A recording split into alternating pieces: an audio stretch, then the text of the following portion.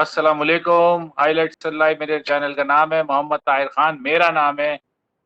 मेरे साथ हमेशा की तरह हाजिर, हमेशा की तरह मुश्किल हालात में मुझे बचाने वाले, हमेशा की तरह मुश्किल टॉपिक में मुझे घुसाने वाले फैसल साहब। हाँ जी, अस्सलाम वालेकुम। मेरे चैनल का नाम हरकत में है बरकत। और आज की वीडियो हम प्योरली जो है वो ताहिर साहब के इनिशिएटिव पे बनाने लगे हैं। तो टॉपिक बताएं जी। हाँ, मैं मैं क्या पाई पाकिस्तान के विच ना कोई चार चार चीजें हैं जो बहुत इंपॉर्टेंट होती हैं। पहला तो प्रेसिडेंट ऑफ पाकिस्तान, हम्म। दूसरा प्राइम मिनिस्टर, हम्म। तीसरा चीफ ऑफ आर्मी स्टाफ और चौथा पीसीबी का बोर्ड हम्म। चेयरमैन। हम्म। ये चार चीजें हैं जिनके लिए बहुत पर्चियां आती हैं, बहुत मसले होते हैं, बहुत मसाइल होते हैं। वोटों में धांधली होती है, लॉबिंग होती है, पता नहीं क्या क्या लोग उसके पीछे अपनी जिंदगी भर की कमाइयां भेज देते हैं। नहीं, जिंदगी भर की तो नहीं, लेकिन वो जो कमाई होती है उसका चौथाई भेज देते हैं कि किसी हाँ। तरह जो है इनमें से कुछ मिल जाए। तो हम उसी चौथे नंबर के टॉपिक पे आज वीडियो बेसिकली बना रहे हैं। हम्म। कल है 13 सितंबर, मेरे बिग ब्रो की बर्थडे है। लेकिन पाकिस्तानी टीम की जो एक वो है बिग ब्रो, उनकी आमद का इंतजार भी है। पीसीबी का चेयरमैन सिलेक्ट होने जा रहा है कल। सिलेक्शन होगी, दो कैंडिडेट्स में से यूनानिमस तो मुझे लग रहा है कि रमीज राजा ही होंगे। लेकिन हम देखते हैं कि क्या उसकी वो प्रोस्पेक्ट बाद में। लेकिन पहले हम एहसान मानी हम्म। और रमीज राजा, हम्म। उनके उनकी कारकर्दगी और रमीज राजा से क्या एक्सपेक्टेशन है, और रमीज राजा का जो कैरियर, प्लेइंग कैरियर रहा है या उसके बाद जो मुख्तलिफ रोल्स में टीम के साथ रहे हैं, तो वो क्या बेनिफिट्स देंगे। ये टॉपिक है। अच्छा, इसी सीक्वेंस का दूसरा हिस्सा भी कारकर्दगी से ही मुताल्लिक है। मोहम्मद वसीम आपको पता है चेयरमैन ऑफ सिलेक्टर, तो उनकी भी हम कारकर्दगी पे भी बात करेंगे। ये वीडियो दो पार्ट में होगी और आपके पास टाइमिंग आ रही होगी डिस्क्रिप्शन में कि पहला पार्ट कब खत्म हो रहा है और दूसरा पार्ट कब शुरू हो रहा है। चले जी फैसल साहब, शुरू हो जाए। एहसान मानी की कोई तारीफ है तो बता दें। असल में आमतौर पर हमारे यहाँ तो जो परफॉर्मेंस गेज की जाती है ना, वो टीम की परफॉर्मेंस से गेज की जाती है। प्रॉब्लम पाकिस्तान में ये हो चुकी है, एहसान मानी को सपोर्ट करने वाली बात नहीं है, कि हम हर मामले में इतने डिटोरिएट हो चुके हैं कि अब हम जा रहे हैं नीचे तनज़्ज़ुली की तरफ। और अब सिचुएशन ये है कि चूंकि हमारे पास पीछे बैकअप कुछ नहीं है, तो अब जो परफॉर्मेंस है वो भी बेहतर नहीं हो रही टीम की। जो दूसरी टीम है उन्होंने प्रॉपर, वो आप कह लें कि होमवर्क करके और चीजें बना के, जैसे न्यूजीलैंड सबसे बड़ी एग्जांपल है, बहुत आगे जा चुके हैं। और हमारे पास सस्टेन करने का भी जो है वो इंफ्रास्ट्रक्चर नहीं है। तो इस वजह से परफॉर्मेंस अगर टीम की देखी जाए तो उस बुनियाद पर तो आप ये कहेंगे कि ये बोर्ड बिल्कुल फेलियर है। लेकिन जहां तक रहा कि अगर देखा जाए कि जी बोर्ड का जो चेयरमैन होता है या जो चीफ एग्जीक्यूटिव होता है, उसकी मेनली परफॉर्मेंस गेज अच्छा, की एक जानी एक चाहिए। एक सेकंड, एक हम्म। सेकंड, एक सेकंड, एक सेकंड, मैं आपसे एक सवाल करूंगा। बिल्कुल करें। जी जी, मैं आपसे एक सवाल करना चाह रहा हूँ कि जब स्टार्ट किया था मानी साहब ने, तो वर्ल्ड कप की टीम जो है वो सिलेक्ट करनी थी पाकिस्तान हम्म। को। इंजमाम उल हक चीफ सिलेक्टर थे उस वक्त, इंजमाम उल हक। हम्म। तो क्या एक बोर्ड का चेयरमैन, यानी टीम अनाउंस कर रहे हैं आप वर्ल्ड कप की, और उस वक्त आपको बताना पड़े कि भाई सरफराज अहमद ही हमारे वर्ल्ड कप में कप्तान होंगे, ये क्या मतलब, ये किस तरह की मेंटेलिटी जाहिर करता है ये चीज। फिर वर्ल्ड कप के बाद मुझे तीन सवाल करने थे, फिर तीनों के आप जवाब दे दिए। मिकी आर्थर और क्या नाम है, सरफराज को इन्होंने टीम से निकाला, यानी जो भी आपने समझ लें उसके पीछे थी उनकी मामलात। फिर उसके बाद उन्होंने एक गलत फैसले को कॉम्प्रोमाइज करने के लिए दो गलत फैसले किए, जिसमें उन्होंने अजहर अली को टेस्ट का और बाबर आजम को वनडे, और बाद में फिर T20 और फिर बाद में वनडे का भी कप्तान बनाया। जरा इस पे रोशनी डालते हैं, ब्रीफली डाल दे ताकि हम आगे चलें। असल में फिर वही बात आ जाती है ना कि कमजोर पर्सनैलिटी नजर आती है। क्योंकि आईसीसी का जो है वो फाइनेंस देखना एक अलग चीज है, क्योंकि उसमें आपको लीडरशिप रोल नहीं होता कोई, आप फाइनेंस के मामला देख रहे होते। और फिर आईसीसी के सदर रहे हैं तो सदर भी आईसीसी में एक नुमाइशी ओहदा होता है, मेनली तो चीफ एग्जीक्यूटिव ऑफिसर होता है। तो इसलिए वहां पर जो भी उनकी परफॉर्मेंस थी और आईसीसी चूंकि बहरहाल एक पाकिस्तान क्रिकेट बोर्ड से बहुत ज्यादा ही ऑर्गेनाइज इदारा होगा, तो वहां पर एज सच अगर आप जो है कोई आप एक्स्ट्राऑर्डिनरी नहीं भी है ना तो भी आप चल जाते। प्रॉब्लम पाकिस्तान हम्म, सेटअप में ये थी कि भाई जिस तरह का हमारा सेटअप था, हर चीज एडहॉक बेसिस पे चल रही थी, अभी भी चल रही है। तो उस एडहॉकिज्म की हम्म, वजह से जो है बहुत सारे एक्स्ट्राऑर्डिनरी डिसीजन हर पर्सन बंदे को लेने होते हैं, तो इन्होंने भी लिए। अब हुआ क्या है कि जी जिस तरह का माहौल बना हुआ था, जो हरकतें वर्ल्ड कप 2019 से पहले हो रही थी, कि जो वर्ल्ड कप से पहले 5 वनडे की सीरीज थी उसमें आपने अपने कैप्टन को रेस्ट करा दिया, इस तरह की जो चवलें जब मारी जाती हैं, और इंजमाम ने जो चवल मारी थी कि जी आपके जो मेन हम्म, बैट्समैन थे फखर जमान वगैरह, जिन्होंने वर्ल्ड कप खेलना है, बजाय इनके कि उनको आप खिलाएं, उनको आप निक में रखें, आपने उनको रेस्ट करा दिया, शोएब मलिक को आपने कप्तान बना दिया। तो उससे वो एक आ रहा था कि ये कोई आप कह लें कि एक साजिश की बू आना शुरू हो गई थी कि ये सरफराज को वर्ल्ड कप से पहले हटा देंगे। लेकिन बहरहाल उस टाइम हम्म, शायद उन्होंने ये रिस्क नहीं लिया, उन्होंने कहा कि जी यह हो सकता है कि जो विलिंग थे लोग के ये हटे, उन्होंने कहा होगा भाई वर्ल्ड कप हारे ताकि फिर हमारे पास जवाब हो इसको हटाने का, पहले हटा देंगे तो फिर हो जाएगा कि भाई अगर दूसरा भी हार गया आके तो फिर ये होगा कि जी आपने गलत हटाया था। तो उन्होंने भी देखे जैसी जवाब मिला, 3 T20 हम्म, इंग्लैंड वो श्रीलंका से हारे, और वो सारा गठजोड़ था खिलाड़ियों का, और मिसबा और वकार यूनुस का मैं बार बार कहूंगा, तो उन्होंने उस मौके का फौरन फायदा उठाया और हटा दिया।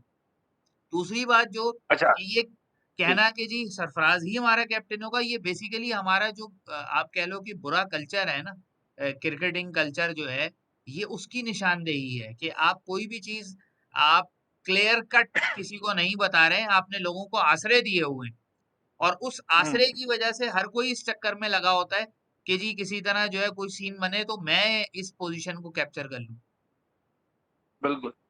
इसमें सिर्फ इसका सवाल का मैं एक ही जवाब दूंगा जो आपने स्टार्ट में कहा था, ये मेंटली बहुत वीक आदमी।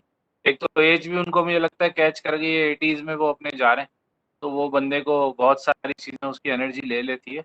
और दूसरी, अगर आप कंसिस्टेंट नहीं है ना इस जॉब में, यानी कोई भी स्पोर्टिंग हो, आजकल की क्रिकेट आप देख ही रहे हैं, कोई भी टीम इतनी कंसिस्टेंट नहीं है, तो आपको फोकस करना पड़ता है कि यार कुछ ऐसे फैसले लें कि टीम की परफॉर्मेंस का लेवल ऊपर जाए, ना कि स्टार्ट से आप देख लें मानी साहब फिर अजहर को बनाया, फिर अजहर को हटाया, फिर हफीज, मिसबा और अजहर गए थे, उसके बाद इमरान खान गया, उसके बाद तीनों को साथ साथ से हटा दिया। भाई अगर आप स्ट्रांग आदमी हैं तो आप इमरान खान को कन्विंस करें, वो क्यों नहीं होगा, अगर आप उसको हाँ सही तरह से उसको डील करेंगे तो वो भी एक प्लेइंग उससे दौर से गुजरा है। अगर आप उसको रीजनेबल बात बताएंगे या आप जो काम हो रहा है उसमें कोई एडवांसमेंट देंगे जिससे दोनों साइड बेनिफिट ले सके, आपका काम तो ये था ना, आपका काम ये थोड़ी था यस सर, यस सर, हाँ। यस सर, ये वाला काम नहीं था आपका। हम्म। खैर हम इसमें दौर में ज्यादा बुरे फैसले हैं, अच्छा फैसला एक ही है कि पूरा पाकिस्तान पीएसएल पूरा पाकिस्तान में एक दफा तो हुई कम से कम, हम्म। दूसरी दफा चले वो बिट्स एंड पीसेस में हो गई, लेकिन हो गई फिर भी। हाँ एक ये है, बाकी फॉरेन टीम साउथ अफ्रीका की आप बात करें, वो आई, श्रीलंका आई, हाँ बांग्लादेश आई, हाँ। वर्ल्ड इलेवन इन्हीं के दौर में, वर्ल्ड इलेवन के दौर में नहीं आई थी मेरे ख्याल से, नहीं वो तो नहीं वो पहले की पहले बात। आई। तो ये इस तरह से कोई तीन चार चीजें अच्छी हैं। हाँ, दो सिफारती तीन लेवल काम पे और अच्छे पाकिस्तान हुए। अभी भी कमजोर है। जी हाँ, जी। 2-3 काम अच्छे हुए। मिसाल के तौर पर इंफ्रास्ट्रक्चर के हवाले से अच्छा काम किया है इन्होंने। बहुत तनकीद हुई हम्म, कि जी आपने वो डिपार्टमेंटल टीमें खत्म कर दी। हम्म, लेकिन अब बहुत सारे लोग जो है जो इस सेटअप में उनको शामिल किया गया है। तो जो अच्छी बात अब इस सेटअप के नतीजे में हुई है, वो ये है कि जो भी रिसेंटली प्लेयर रिटायर होते हैं, उनको जिस तरह इंडिया में खपा दिया जाता है, उनको मुख्तलिफ जगहों पर एसोसिएशंस के अंदर उनको जो हाँ है अच्छी चीज। क्लब टीमों के अंदर जो है वो खपाया जा रहा है। स्कूल क्रिकेट की रिवाइवल की बात हो रही है। तो ये इंफ्रास्ट्रक्चर लेवल पर काफी सारी चीजें इस बोर्ड ने बेहतर की हैं। लेकिन वही बात है कि हम रिजल्ट को गेज करते हैं कि टीम कैसा परफॉर्म कर रही है। तो अगर टीम अच्छा हम्म, परफॉर्म करे तो हम कहते हैं क्रिकेट बोर्ड की परफॉर्मेंस अच्छी है। लेकिन वो ऑल बिल्कुल। एंड ऑल जो है वो एहसान मानी साहब की जो थी पर्सनालिटी काफी वीक पर्सनालिटी थी। उन्होंने डिसीजन मेकिंग में बहुत सारे उनके अंदर फ्लॉज थे, और लॉज। उसका फिर हम्म, नाजायज फायदा उठाया जो हमारे क्रिकेट बोर्ड में बहुत सारे ट्राउट बैठे हुए हैं, जोंक की तरह चिपके हुए हैं, हारून रशीद टाइप के लोग काफी सारे निकाल भी दिए गए, लेकिन बहुत सारे अभी भी हैं। यहाँ पर एक चीज मैं आपसे सवाल पूछना चाहूंगा, क्योंकि मैं तो आपको पता है कि जब जब भी आपका बोर्ड का जो डायरेक्शन होती है ना, बेसिकली क्रिकेटर्स क्रिकेट चलाते हैं और बोर्ड में जो लोग बैठे हुए होते हैं ना, जो डेमोक्रेटिक या उस पे ब्यूरोक्रेट लेवल पे होते हैं, वो बेसिकली आपकी डायरेक्शन बताते हैं कि यार हमें, अब जैसे आप पड़ोसी मुल्क की मिसाल ले लें, उन्होंने छोटी टीम्स के साथ मैचेस अब बहुत मिनिमम कर दिए हैं, या उनकी बी टीम जाके खेलती है। जो उनकी ए टीम है वो इंग्लैंड है, ऑस्ट्रेलिया है, न्यूजीलैंड जाती है, साउथ अफ्रीका जाती है। साउथ अफ्रीका भी अब वो जो हालात चल रहे हैं साउथ अफ्रीका के, उसमें भी उनकी शायद बी टीम ही जीत जाए, जो वनडे और T20 सीरीज शायद इस साल के एंड में है। तो अगर आप डायरेक्शन लेनी है तो आप बोर्ड से लें। इंडिया के पावरफुल होने की वजह क्या है? वो अपने प्लेयर्स को प्रोटेक्ट करते हैं, हम्म, प्लेयर्स को हीरो बनाते हैं, ना कि हम्म, आप प्लेयर्स को डिग्रेड करें। एक वर्ल्ड कप अगर कैंपेन, धोनी के अलावा आप देख लें, कोहली 11 साल से आरसीबी का कप्तान है, तकरीबन 10 साल हो चुके हैं उसको आरसीबी का कप्तान है कोहली। इसके अलावा 3-4 आईसीसी इवेंट्स हार चुका है कोहली, लेकिन कोई उसको वो नहीं है कि भाई तुम लास्ट स्टेज क्यों नहीं क्रॉस कर पा रहे। गंगोली के अलावा तो मेरे ख्याल से किसी ने बात भी नहीं की कि भाई तुम लास्ट स्टेज क्रॉस क्यों नहीं कर पा रहे, कि सेमीफाइनल में हार जाते हो, फाइनल में हार जाते हो। ये मेंटल बैरियर कब खत्म होगा? बोर्ड बेसिकली ये क्रिकेटर को, गंगोली को उन्होंने क्रिकेटिंग एक्सपेक्टेड दिया हुआ है, जो बेसिकली क्रिकेट के मामले हैं, किधर टूर करना है, कहाँ नहीं करना, किधर किधर हमें ज्यादा पैसे मिलेंगे, बायो सिक्योर बबल में कितने दिन रहना है, ये चीजें बोर्ड का काम है। वो हमारे बोर्ड देखते हैं। हमारे बोर्ड जो है वो छोटी छोटी प्रेस रिलीज देने और ट्विटर पे मैसेजेस देने के लिए जो है ना रह गया है टोटल। हाँ, मुझे एहसान मानी साहब से इसलिए कोई शिकायत नहीं है कि उनको भी शायद जो है ना अंदाजा नहीं था कि अब जो है पाकिस्तान में भी जो पीछे काम लेने वाला है वो थोड़ा मेथोडिकल आदमी है। तो वो शायद जो है ना वो टेन्योर में मुझे एक्सटेंशन ना दे। यही हुआ है उनके साथ कि उन्हें टेन्योर में एक्सटेंशन नहीं मिली। एक अब हम मूविंग इसी टॉपिक का जो कॉरेस्पॉन्डिंग टॉपिक है वो ये है कि रमीज राजा बनने जा रहे हैं, सुनने में आ रहा है, जो उनकी अक्सरियत। उनके बारे में क्या तबसरा है सर? रमीज राजा के बारे में मेरी दो बिल्कुल मुख्तलिफ राय हैं, दो मुतजाद राय। नंबर वन ये हम्म। है कि जहां तक बात आती है किसी ऐसे बंदे की इस पोजीशन पे कि जो बहुत ही क्रेडिबल हो, इंटेग्रिटी हो उसकी, आज तक उसने मुल्क ना बेचा हो, ठीक है, उसूल पे जो है वो कॉम्प्रोमाइज ना करने वाला हो, तो ऐसी पर्सनैलिटी है रमीज राजा। लेकिन हम्म। जो बिल्कुल दूसरा ऑपोजिट रुख है वो ये है कि काफी हद तक खुद पसंद शख्सियत लगती है मुझे, नंबर वन। और काफी हद तक बायस्ड हैं, बिलखुसूस कराची के प्लेयर्स के खिलाफ बहुत बायस्ड हैं। और अपने पे अगले ये जो लास्ट 2-3 साल इनके जो कमेंट्री के गुजरे हैं, तो कमेंट्री सुनकर ये फील होने लग जाता था कि भाई ये कमेंट्री करना छोड़ दें तो ज्यादा बेहतर है।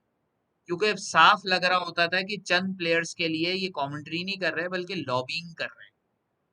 तो बहुत हम्म। सारे जो आप कह लें कि अच्छा काम ये होगा कि जो बहुत सारे मैच फिक्सर हैं वो तो अब भूल जाएं कि पाकिस्तानी टीम में सेलेक्ट हो सके। ये बहुत अच्छा काम मेहरबानी। होगा। ये उनके लिए समझ लें दरवाजा बंद हो जाएगा, फुल एंड फाइनल। लेकिन जो बुरी बात मुझे होती हुई नजर आ रही है वो ये आ रही है कि जो लोग इनसे इख्तिलाफ करते हैं, मिसाल के तौर पर इस वक्त सबसे बड़ी एग्जांपल है क्रिकेट बोर्ड में वो जो नेशनल हाई परफॉर्मेंस एकेडमी जो है, उसमें मोहम्मद यूसुफ बैटिंग कोच है। मोहम्मद यूसुफ के हाँ, साथ इनकी उनसे इनका बिल्कुल नहीं काफी। बनती।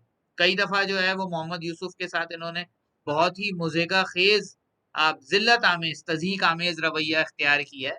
और इनकी पर्सनैलिटी का एक और मैं शॉर्ट कमिंग बताऊं, इनके दिमाग में थोड़ा कुछ खन्नास है भरा हुआ।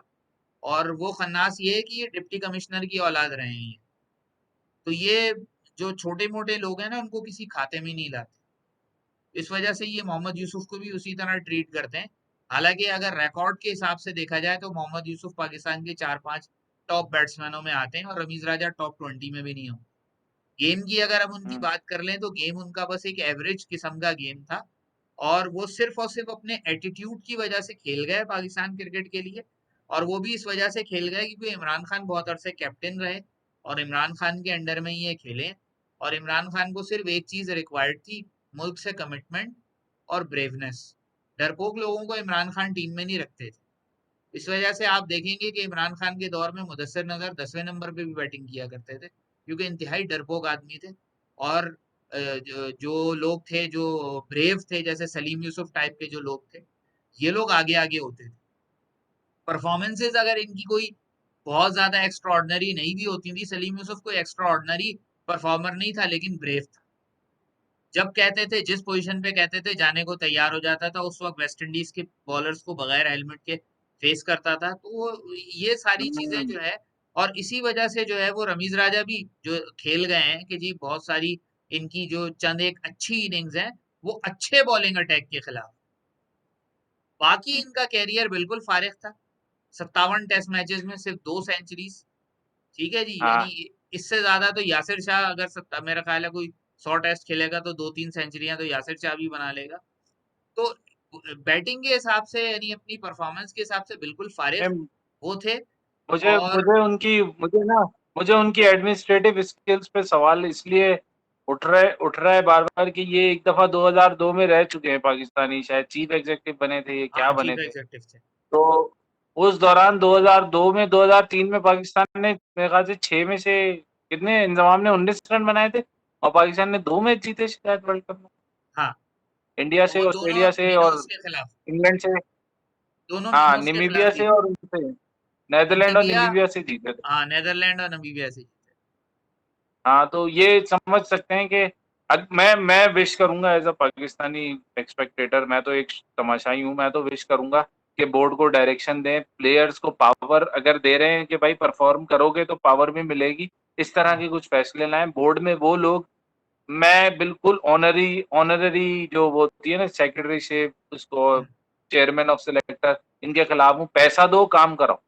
हाँ, बोला भाई ये लो पैसा, हम्म, जाओ डोमेस्टिक में खज्जल खुआरियां करो, रेलवे स्टेशन पे बैठो, इंतजार करो, कोई प्रोटोकॉल नहीं होगा, कोई किसी किस्म की कोई हेलीकॉप्टर के विजिट नहीं होंगे, जाओ खुआरी करके आओ, मुझे 50 प्लेयर का पूल बना के दो। हम्म, कुछ इस तरह का मामला करें क्रिकेटिंग साइड पे। और जो हमारे दौरे में हमें हर दफा दौरों में सिक्योरिटी टीम आनी पड़े, वो चेकिंग ये चेकिंग, पूरी दुनिया में हालात एक जैसे हैं। आपको इस लेवल पे ये दो मेजर लेवल हैं जो पाकिस्तान को ये हर्डल क्रॉस करनी होगी, क्योंकि जब दूसरी टीम आती है, अभी न्यूजीलैंड आ रही है, ठीक ठाक इन्वेस्टमेंट होती है। क्यों? एक तो वाइट वो है बैकग्राउंड उनका, हम्म, फिर वो लाते हैं अपने साथ, यहाँ आते हैं अपने साथ वाइट लेके, जाते हैं यहाँ से लेके इम्प्रेशन। वो इम्प्रेशन आपका बेसिकली रेवेन्यू है, जहां भी जाएंगे वो तारीफ करेंगे या जो भी है, उससे दूसरे लोगों को इंकरेजमेंट मिलेगी, ऑस्ट्रेलिया ने आना है, इंग्लैंड ने आना है। मैं चाहता हूँ इन लोगों को हम्म, इस तरह से आपको बेफिक्र होके अब आपको ऑर्गेनाइज करना चाहिए। ये थोड़ी सी हमारे अंदर ना, इसके हम्म, अंदर थोड़ी मतलब एनर्जी की जरूरत है कि आप अब बेफिक्र होके ऑर्गेनाइज करो। आपके बिल्कुल, पास इंफ्रास्ट्रक्चर भी आएगा, पैसा आएगा ना, तो खुद ब खुद इंफ्रास्ट्रक्चर भी आएगा। फिर बंदे को जब नजर आता है ना पैसा, तो फिर वो तरीके से खर्च भी करना शुरू कर, वो पुराने चट्टे बिट्टों को हटाएंगे थोड़ा सा। कम, मैं कंप्यूटर के खिलाफ नहीं हूँ, लेकिन आपकी जो ये आज चीज होती है ना, इसको आप निगलेक्ट नहीं कर सकते। हम्म, परफॉर्मेंसेज नंबर में ही शो होती हैं, लेकिन बहुत से हमारे ऐसे खिलाड़ी हैं जो ये सिर्फ आए पे थे और वो ले गए, मतलब हेडलाइंस ले गए मैचेस में, टूर्नामेंट जितवा गए, बड़ी बड़ी टेस्ट सीरीज जितवा गए, वो हम्म। सिर्फ इसलिए कि उनका पोटेंशियल था, सिर्फ उनको नर्चर करना है। मुझे इन चीजों पे फोकस करवाना है। चलें फिर इसको यहीं तक रखते हैं, अगले टॉपिक की तरफ हाँ जी। चलते हैं। चीफ सिलेक्टर साहब जो है ना, मोहम्मद वसीम, हम्म, इतनी जल्दी तो कड़ी में उबाल नहीं आता जिस तरह उन्होंने टीम जो है बना के हमारे मुंह पे मार दी गई है लोटी। वो मुझे इस पर मुझे क्या ध्यान आ लग रहा गया, है। अल्लाह बख्शे हम्म, हमारी जो एक फुप्पो थी, वो 10 मिनट में कड़ी बना लिया करती। अल्लाह अल्लाह ता, अल्लाह ताला उनको जन्नत बख्शे। तो लेकिन मेरा ख्याल है मोहम्मद हम, वसीम ने भी वहीं से ही जो है ना इंस्पिरेशन ली है। मुझे डर लग रहा है, पता है क्या डर लग रहा है, ये जो चेंजिंग एंड चॉपिंग वाली आदत है ना हमारे बोर्ड की, ये कभी भी सेटल नहीं होने देगी, ना बोर्ड को ना उनकी परफॉर्मेंसेस को। क्योंकि जब कोई चीजें भी बात होगी, वो कहेगा यार मैं 1.5 साल तो हो रहा हूँ, मुझे तो सही तरह टाइम ही नहीं मिला। हम्म, जैसे हमारे एक पॉलिटिशियन है फेमस, 3 दफा बारी लेके भी कहते हैं कि मुझे टाइम नहीं मिला। तो हाँ, हो सकता है ये भी एक है यार, 1.5 साल तो थे।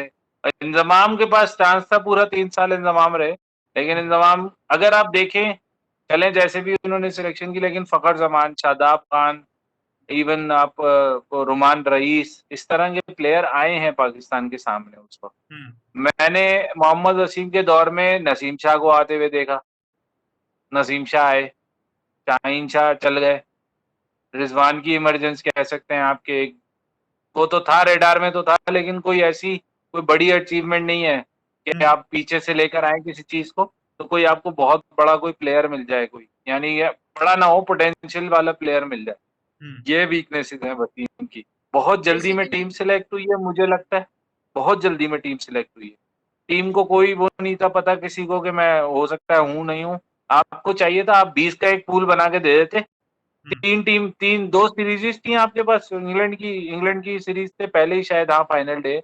5 T20 बहुत होते हैं, 20 में आप अपना कॉम्बिनेशन जो भी ट्राई करना था, होम कंडीशन थी, कर लेते। लेकिन मुझे लगता है ये लास्ट सीरीज अपनी जो है ना, वो शायद सिलेक्ट कर चुके हैं लास्ट की। मुझे तो असल में पता ही क्या है, मोहम्मद वसीम ने पर्सनली जो है ना बहुत डिसअपॉइंट किया। सही में मैं यार। बहुत ज्यादा एक्सपेक्ट कर रहा था इनसे, क्योंकि ये आमतौर पर हमारे यहाँ जो चीफ सेलेक्टर आते थे ना, वो लोग आते थे, वो वसीम बारी टाइप के लोग आते थे, या शफीक पापा टाइप के, या सलाउद्दीन सल्लू टाइप के, या इकबाल कासिम टाइप हारून के, जो रशीद। ऑलमोस्ट तकरीबन उनमें हम्म, कई रिटायर्ड और रिटार्डेड दोनों होते थे।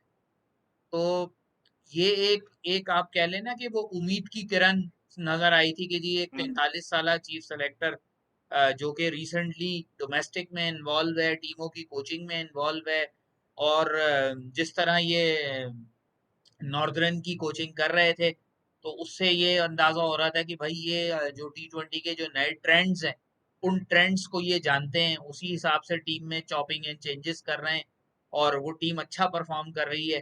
तो मैं एक्सपेक्ट कर रहा था कि ये वही चीजें जो है वो नेशनल सेटअप में लाएंगे।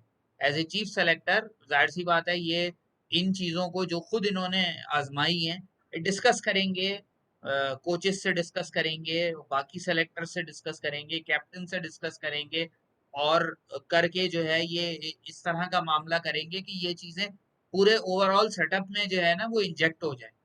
लेकिन आई फील हम्म, सॉरी कि बहुत ही ज्यादा डिसअपॉइंट किया मोहम्मद वसीम ने अपनी सिलेक्शन से। और बहुत ही आखिर की जो चंद सिलेक्शंस थी, वो तो बहुत ही ऑर्डिनरी लगने लगे कि भाई ये इनका लगता है कोई विजन नहीं है, कोई आई नहीं है, बस हाँ, आए, चार वो छह मैंने लोगों को रखा। अभी अभी जुमला मैंने कहा ना कि कुछ नया नहीं नजर आया, मेथड के प्लेयर नहीं नजर आए आपको कहीं भी सिलेक्शन में। आप चाहे टेस्ट सीरीज की बात कर लें, नुमान अली एक अच्छा एडिशन है, अगर पाकिस्तान उसको यूटिलाइज कर सकता है 3-4 साल, तो पाकिस्तान को वो, जैसे देख लें आप वेस्ट इंडीज में विकेट यासिर शाह ने ली नहीं थी, हम्म और उसने जो है वो 3 ऐसी विकेटें ली जिससे मैच पलट गया पूरा। वो भी हम्म मैच ड्रॉ की तरफ चला जाता अगर वो। हमारे पास पता नहीं, हम सोचते नहीं है, लेकिन दुनिया बहुत आगे चली गई, दुनिया मेथड पे चलती है। हम्म अगर आपके पास कंडीशन ऐसी है कि आपको अपना मेन बॉलर बिठा के एक स्पिनर खिलाना है तो खिला दे। हम्म अगर उन्हें लगता है कि 4 पेसर वही काम करेंगे जो एक स्पिनर ने करना है, तो वो 4 पेसर वही खिला। हम्म ऐसी बुलिश अप्रोच ना चाहिए होती है आपको, टीम को हर कंडीशन में जिताने के लिए हम्म उस कंडीशन के हिसाब से प्लेयर नहीं कर। वसीम ने खुद मतलब एक अच्छा स्टाइलिश बैट्समैन था, कोई स्टाइलिश बैट्समैन ही नहीं देकर गया इस सिलेक्शन में। इमरान बट कि दिए यार ना चलो आपको। कोई, क्या प्रॉब्लम ये है ना कि हम लोग जो है ना वो अंधों में काना राजा की बात करते हैं। उसका प्राइमरी काम ओपनिंग है। 91 रन जिम्बाब्वे के खिलाफ निकाल दो तो 10 की एवरेज है उसकी। हाँ, नहीं तो आबिद अली भी कुछ ऐसा ही वो चल रहा है। अंधों में काना राजा नहीं, वो अंधों में अंधा ही है, बल्कि कानों में अंधा है वो। सॉरी टू से, कानों में क्योंकि अंदर आ जा, सही। जो 5-6 टेस्ट मैचेस खेले हैं, अगर कोई पोटेंशियल होता तो एटलीस्ट 6 टेस्ट मैचेस में 200 250 के करीब होते। कोई पोटेंशियल नहीं है, सिर्फ और सिर्फ इस वजह से सेलेक्ट हुए हैं कि जी तख्ते लाहौर से ताल्लुक है। मैं खुल के कहूंगा। हाँ, तख्त लाहौर से ताल्लुक। और दूसरा पता है, कुछ मुझे लगता है पाकिस्तान की डायरेक्शन इस मामले में ठीक नहीं है कि जब आप एक प्लेयर अपने साथ अजहर अली नाम का 87 टेस्ट का खिला रहे हैं, 88 टेस्ट का, तो उसका फैक्टर ही नहीं है कहीं पे भी। आप दोनों टेस्ट मैचेस में देख लें, उसने पहले टेस्ट मैच में थोड़ी देर बैटिंग कर ली, थोड़ी पार्टनरशिप हो गई थी। मतलब मुझे लगता नहीं कि वो बंदा 6 इनिंग में से किसी एक में भी परफॉर्म, पता नहीं पाकिस्तान 2.5 साल से, पौने 3 साल से क्या उसके साथ ऐसा हो गया है। या वो इंग्लैंड में जो एक सेंचुरी बना दी थी उसने, मतलब पाकिस्तान को तो अब तक 88 टेस्ट मैच वाले को तो कम से कम हर दूसरी इनिंग में सेंचुरी बनानी चाहिए, कम से नहीं, कम भी। फिर वही बात, अजहर अली, असद शफीक दोनों एक जितनी घटिया परफॉर्मेंस दे रहे थे, लेकिन असद शफीक का ताल्लुक चूंकि तख्ते लाहौर से नहीं है, लिहाजा वो टीम से बाहर है, और अजहर अली का ताल्लुक तख्ते लाहौर से है, लिहाजा वो मुसलसल खेले जा रहा है। मेरे पास एक बहुत स्ट्रॉन्ग स्टेट है, मैं आपको व्हाट्सएप करूंगा। अजहर अली और चटेश्वर पुजारा 19-20 हैं एवरेज में और रन में। रेहाने और असद शफीक 19-20 हैं एवरेज और टेस्ट रन, इनिंग्स में भी 19-20। मैं आपको शेयर करूंगा। आप, मैं इसलिए चले तख्ते लाहौर तो बिल्कुल 100% चीज है, लेकिन आप फिर भी अजहर, पता नहीं क्यों अजहर अली को कोई अभी तक, वो कहते हैं ना हिंदी में, दोषी ठहराने के काबिल वो नहीं है। ये क्यों भाई, आप उस पे कुल्हाड़ी क्यों नहीं चला रहे? क्या हमारे पास कोई 3 नंबर का बैट्समैन नहीं है पूरे उसमें के? या हमारे पास इतनी मुश्किल पिचेस पे मैचेस थे, जिम्बाब्वे से, साउथ अफ्रीका से हमने अवे खेले, इंग्लैंड में खेले, हमने हमने होम खेले हैं जिम्बाब्वे से भी, अवे खेला जिम्बाब्वे से सॉरी, और साउथ अफ्रीका से होम, इंग्लैंड से अवे। क्या क्या ये प्लेयर क्या कहाँ बैठ के इनको प्रिपेयर करेंगे जब उनको कंडीशंस में डालेंगे नहीं, जाओ खेलो जाके। अजहर अली ने 87 टेस्ट पूरी दुनिया में खेले होंगे, 88 टेस्ट, हम्म, सही है ना? हम्म, अब हम वर्ल्ड, दुनिया सोच रही है 2 साल की टेस्ट चैंपियनशिप का। न्यूजीलैंड ने अपनी सेकंड स्ट्रिंग खिला के इंग्लैंड को हरा दिया दूसरे टेस्ट मैच, पहला ड्रॉ हो गया था, सही है। अगर आप देखें तो न्यूजीलैंड अभी टेस्ट चैंपियनशिप का टेस्ट नहीं खेल रहा था, लेकिन उसने 2023 के फाइनल की तैयारी शुरू कर दी कि यार अभी से खेलेंगे ये प्लेयर, तो हो सकता है कि आगे हमें कहीं कोई, इतनी क्रिकेट है, आईपीएल है, ये है वो, कोई ना कोई मेन प्लेयर इंजर्ड हो जाएगा, हमारे पास बैकअप तैयार होना चाहिए। वो हम्म, इस तरह से सोच रहे हैं। हम क्या सोच रहे हैं, इमरान बट स्लिप में कैचिंग अच्छी ले रहा है, इसको ड्रॉप नहीं करो। आबिद अली जो है वो उस पर खेल रहा है, आबिद अली भी नहीं है कोई कैरियर उसका। आप आगे सोच ही नहीं रहे, आप पीछे सोच रहे। खैर हम बहुत आगे चले गए, यहीं तक रहे तो हम बेहतर रहेगा। हम्म, वसीम जो है वो अपने आखिरी दिन मुझे लगता है देख चुके हैं as a hmm, chief selector. अल्लाह उनकी सेहत अच्छी रखे। ऐसे बंदे को लेकर आए रमीज राजा, तो थोड़ा बोल्ड हो सिलेक्शन में। पता नहीं वो बोल्ड और बोल्ड आपस में एक दूसरे को प्रॉपर को वो कर पाएंगे कॉम्प्रीहेंड, लेकिन दुआ यही करूंगा कुछ डायरेक्शन मिल जाए बोर्ड के, नए बोर्ड के चेयरमैन आने से। हम्म। मैंने इसको हम ये कह लें कि बोर्ड एंड ड्यूटीफुल होना चाहिए जिसको लाएं। हाँ, बोल्ड एंड ड्यूटीफुल होना हाँ, चाहिए। ड्यूटीफुल, ब्यूटीफुल तो वो हो ही नहीं सकता ना, वो तो मामला ही दूसरा है। इसलिए मैंने कहा bold and dutiful. Yes, dutiful होना चाहिए। आप सब अपना बहुत ख्याल रखें। कल पाकिस्तान का बहुत इंपॉर्टेंट तारीख, मुझे तो तारीख का इंपॉर्टेंट डे लग रहा है। तो देखते हैं अगले 3 साल के लिए कौन सिलेक्ट होता है और कौन हमारे लिए अच्छी खबरें लेकर आता चलें है। जी, थैंक यू यहीं सो तक मच फॉर। रखते हैं, इंशाल्लाह फिर अगली वीडियो के साथ फिर हाजिर होंगे, तब तक के लिए इजाजत, अल्लाह हाफिज। अगली वीडियो न्यूजीलैंड की वनडे सीरीज की प्रीव्यू होगी। बिल्कुल।